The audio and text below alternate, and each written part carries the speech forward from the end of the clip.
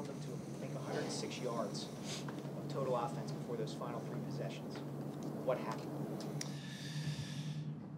Well, quite frankly, it just, you know, we didn't make enough plays offensively, defensively in the second half.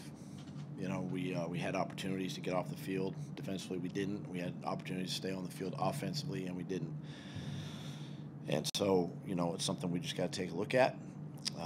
We got to get, you know, there were some positive things, obviously, but those are areas that have hurt us in a couple of games, you know, this season already.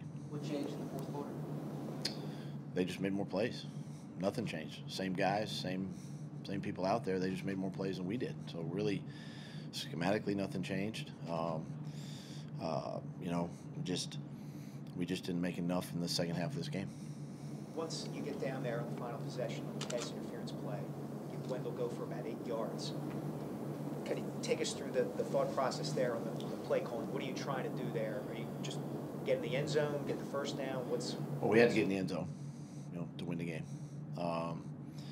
And our thought there was, you know, give Carson a pass and audible to it, you know, give him a run. So if they play a certain defense, we could get to the run, and we were able to do that, and we got positive yards, and then get right back on the ball and go tempo a little bit right there, and try to get the first down. Still had timeouts, you know, so we still had a lot of options available to us with the amount of time and timeouts in the game. So trying to get the first down, but ultimately trying to get in the end zone. On the 4th and 10 conversion they had, what did you see?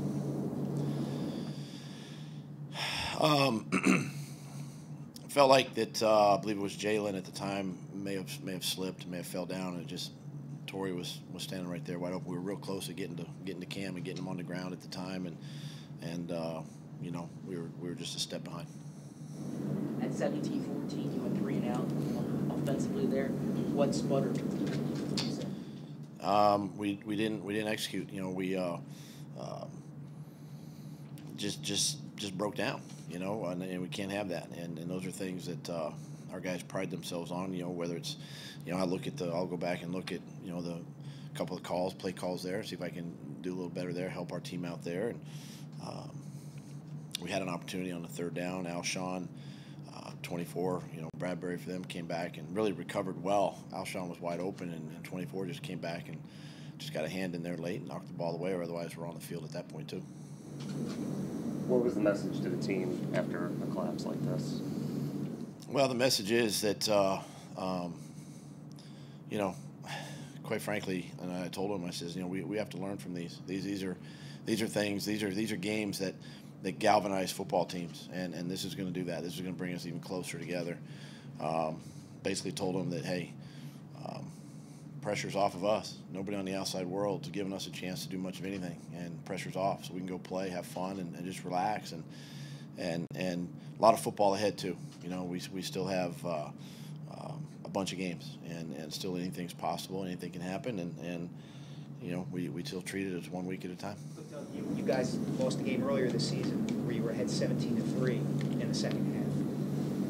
What did you not learn from that one? I mean, is there some kind of connective thread there between what happened in Nashville and what's happened here? Well, 4th and 15, 4th and 10. We just got to go look at those 2 plays, and that's probably the answer. So we've got to, you know, as players and coaches, make sure that we're putting our guys in position, and then secondly, we got to execute the play. And flat out, this is a player's game, right? Players have to make plays, and you know, we try to, as coaches, we put them in possession to be successful, and so we got to evaluate that and just coach better and play better. Is working on the way you close out games something you'll be looking to work on, say, this week for the rest of the season? Well, I think we're going to be working on a lot of things, but that's one of them. You know, we talk about finishing all the time, and it just doesn't mean, you know, the first half of games. We got to finish the second half too.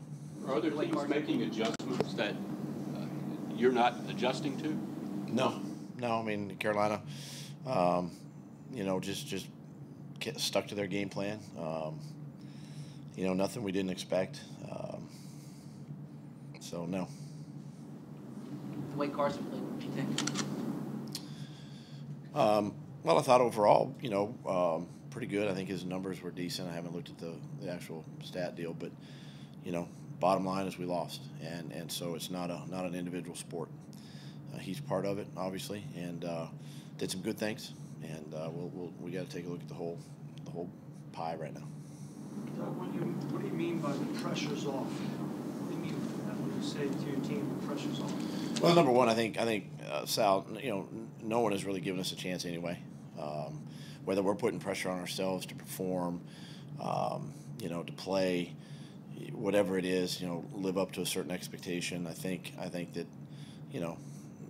it's that point where I think that no one has given us that type of, maybe with the amount of injuries or whatever it is, given us much credit, going into games, and I think sometimes we force issues, we try to press just a little bit instead of just, we don't have to go searching for plays. When the plays come, let's just make the plays that come to us, and right now we're not doing that. So I think that's the pressure that's off of us, and we just have to get back to playing and executing better. Just to be clear, Doug, are you saying that the players are feeling pressured to live up to what you guys accomplished last year?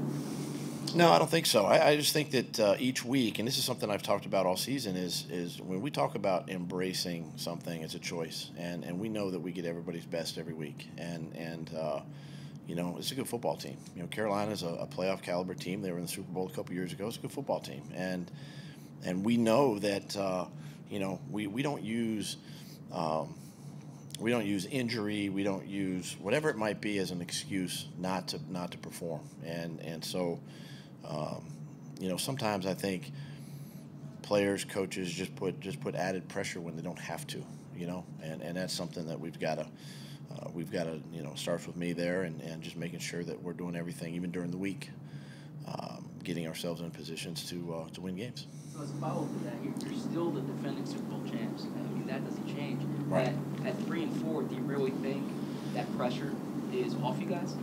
No, it won't be, but it doesn't have to come from us. It doesn't have to come. There's enough pressure. Just the game itself brings its own sort of pressure. We don't have to go force anything. We don't have to go.